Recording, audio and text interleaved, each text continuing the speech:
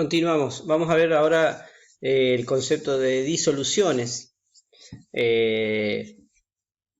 Bueno, entonces recordemos lo que eran las disoluciones. Las disoluciones son mezclas homogéneas compuestas por dos o más sustancias que están íntimamente ligadas entre ellas y la mayoría de las veces forman lo que se llaman soluciones homogéneas de una sola fase. Tiene dos partes, acuérdense siempre el soluto es el que está en menor proporción y el solvente el que está en mayor proporción, ¿sí? Por ejemplo, si yo tengo un vaso con agua y le agrego 2 gotitas de alcohol, ahí el soluto serían las 2 gotitas de alcohol y el agua sería el solvente, pero si tengo un vaso de alcohol y le agrego 2 gotitas de agua, ahí el agua sería el soluto y el solvente sería el alcohol, ¿sí? O sea, depende de las proporciones, no de qué sustancia estamos hablando. Bueno, disoluciones hay en todos lados, en todo nuestro alrededor, ¿sí? Por ejemplo, bueno, el aire que respiramos nosotros está compuesto por una disolución de oxígeno y nitrógeno, ¿sí? El dióxido de carbono, por ejemplo, que está disuelto en agua en las bebidas carbonatadas, ¿sí? Cuando preparamos un café, o un té, lo que hacemos es disolver, digamos, ciertas sustancias que están presentes, ya sea en los granos de café o en las hojas de té.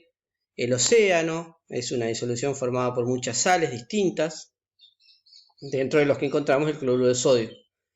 En un hospital, dice, la tintura antiséptica de yodo es una disolución de yodo en alcohol. Nuestros fluidos corporales están formados por agua y sustancias disueltas. Bueno, esas sustancias disueltas pueden ser glucosa, urea, electrolitos como el potasio, sodio, cloruro, magnesio, etc., ¿no? Es imprescindible, dice, mantener una cantidad adecuada de agua y de sustancias disueltas en nuestros fluidos corporales, ya que pequeñas variaciones en los niveles de electrolitos pueden alterar profundamente algunos procesos celulares y poner en riesgo nuestra salud. Entonces, nos conviene a nosotros saber entonces cómo se mide, ¿sí? Las concentraciones de esas soluciones para poder entender determinados conceptos químicos que son muy, muy importantes. Ahora también tenemos procesos como la ósmosis o la diálisis, ¿sí? Que ya vamos a ver en detalle a continuación qué significaría cada una de las cosas. Bueno, volvemos entonces a disolución. Recuerden que tenía dos partes, soluto y disolvente o solvente. Yo lo llamo directamente solvente, no disolvente. Soluto el que está en menor proporción, solvente el que está en mayor proporción. Tipos de soluciones y de disolvente. Bueno, tanto los solutos como los disolventes pueden ser sólidos, líquidos o gaseosos. Y la disolución que se forma tiene el mismo estado de agregación del disolvente. O sea, si el disolvente es gas, la solución va a ser gaseosa. Si el disolvente es un líquido, la solución va a ser líquida. Si el disolvente es un sólido, la solución va a ser sólida. Entonces acá tenemos algunos ejemplos de disoluciones gaseosas. Por ejemplo, gas o sea, el aire, por ejemplo, que es donde tenemos el soluto que sería el oxígeno y el disolvente que es el nitrógeno, que los dos son gases.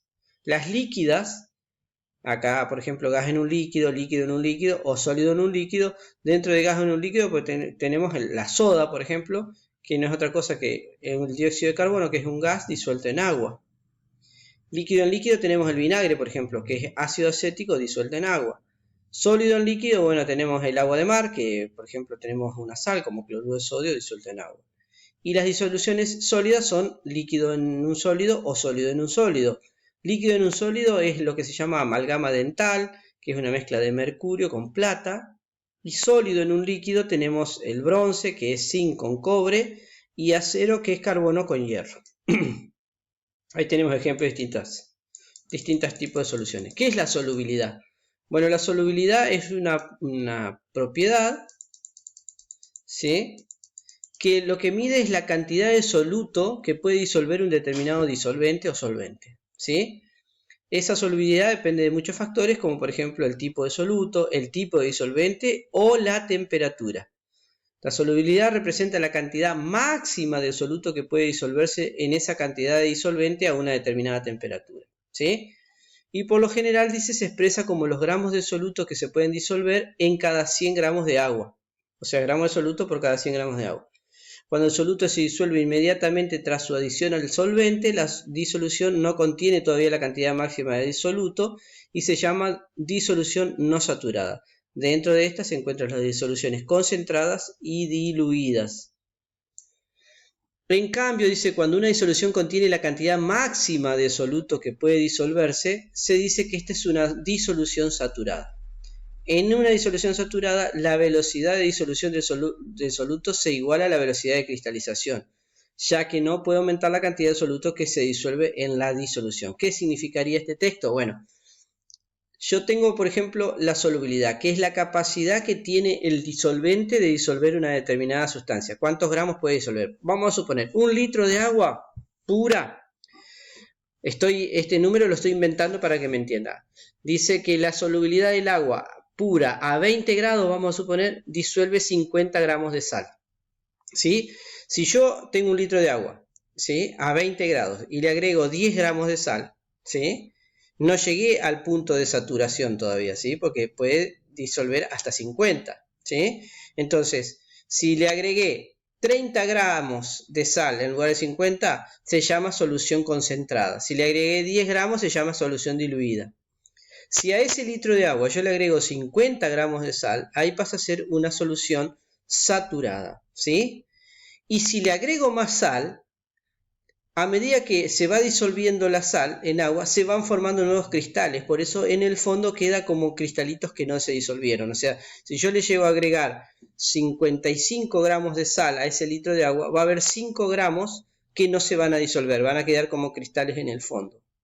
¿Se pueden llegar a disolver esos cristales que quedaron en el fondo? Sí, obteniéndose lo que se llama una solución sobresaturada, que para eso lo que tengo que hacer es calentar el sistema y por lo general cuando aumento la temperatura aumenta un poco la solubilidad de ese disolvente. No es un término infinito, o sea, llega un momento que por más que caliente ya no va a disolver más tampoco.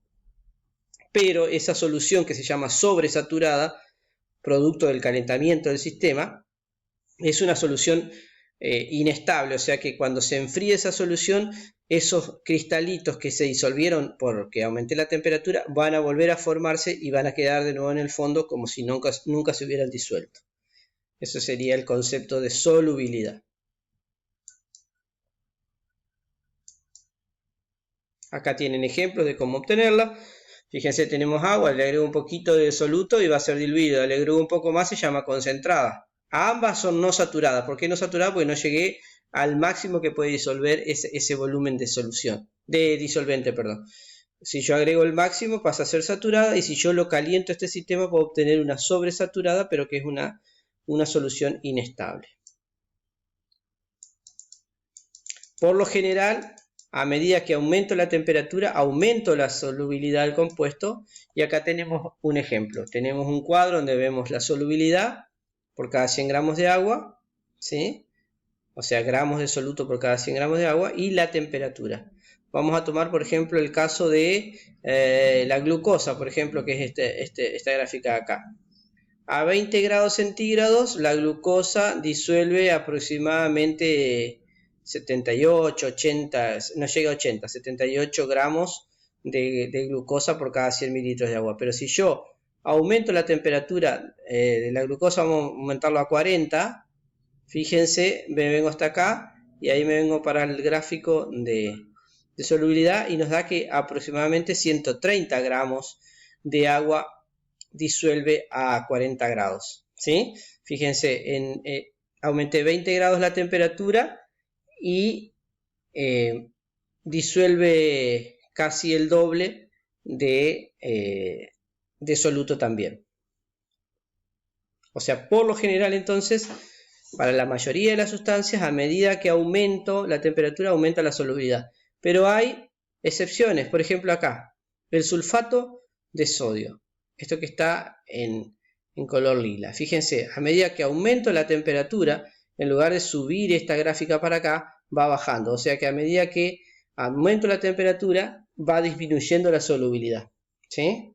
Así que en este caso sería un caso contrario al aumento que yo les decía, que cuando aumento la temperatura, aumenta la solubilidad. Hay sustancias que no, que ocurre lo contrario.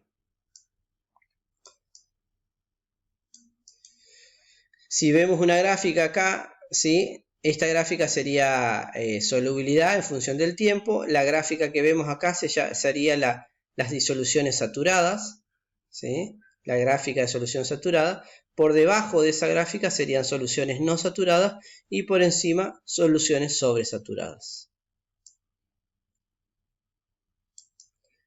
Bueno, acá ya vienen ejemplos y pasamos a la ley de Henry, que esta ley establece que la solubilidad de un gas en un líquido depende directamente de la presión que el gas ejerce sobre la superficie del líquido. A mayores presiones hay mayores moléculas de gas capaces de penetrar en el líquido y de disolverse. Las bebidas gaseosas se fabrican disolviendo dióxido de carbono gaseoso a alta presión en un líquido, con el fin de aumentar la solubilidad de la bebida. Cuando se abre la gaseosa, digamos afuera del envase de la gaseosa hay menor presión, hay presión atmosférica y adentro del envase hay mayor presión. Entonces cuando se abre, digamos, la gaseosa a presión atmosférica, la presión del dióxido de carbono, ¿sí?, se reduce, disminuye la solubilidad y aparecen las famosas burbujas de dióxido de carbono que escapan rápidamente de la disolución. La liberación de burbujas es aún más intensa, dice, cuando la lata de gaseosa que se abre está caliente. O sea, ¿qué dice la ley de Henry? Que cuando más presión le ejerzo a un gas, más soluble es en un determinado líquido, ¿sí? Y eso es lo que hace el proceso justamente de formación de la gaseosa. Yo le inyecto dióxido de carbono a alta presión en un líquido y el envase se cierra, entonces queda mayor presión adentro del envase. Como hay más presión en el envase, el dióxido de carbono está bien disuelto en el interior del líquido. Cuando yo abro la gaseosa, ¿sí?, disminuye la presión. ¿Por qué? Porque afuera del envase había menor presión, la presión atmosférica, y ahí, al disminuir la presión también en el interior del envase, disminuye la solubilidad del gas y el gas quiere escaparse del líquido. Y ahí es donde se generan las burbujas. Vienen acá ejemplos de solubilidad, que lo van a hacer en la parte práctica.